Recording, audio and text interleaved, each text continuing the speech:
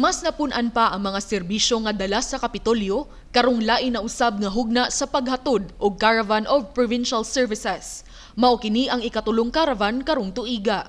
Gibuksan ang third quarter sa caravan didto sa lungsod sa Madridejo sa isla sa Bantayan ni adtong Sabado, Hulyo 16, ug milabang sila si Gobernador Gwen Garcia ngadto sa lungsod sa Daan Bantayan ni adtong Lunes, Hulyo 18.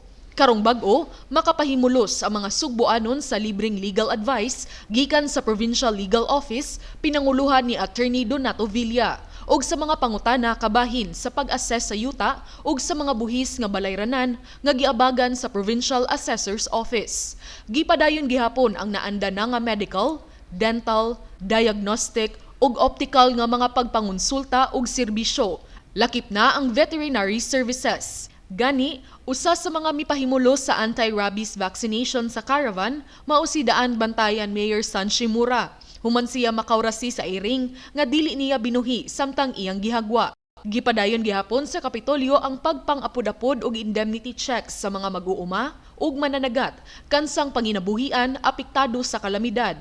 Lakip na ang mga agri-fishery inputs sama sa seedlings ug tilapia fingerlings sa mga mag-uuma. Kada mo balik nagpikadaghan ang atong mga serbisyo. Kay kanunay ta naguna-una unsaon pa nato pag-abot sa kinadaghanan nga sektor sa mga subuanon.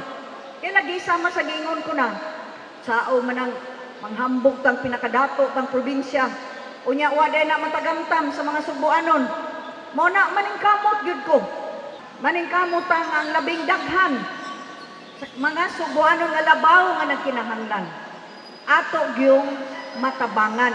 Karong adlawng Martes, adto sa 5 distrito gipahigayon ang caravan sa lungsod sa Sogod.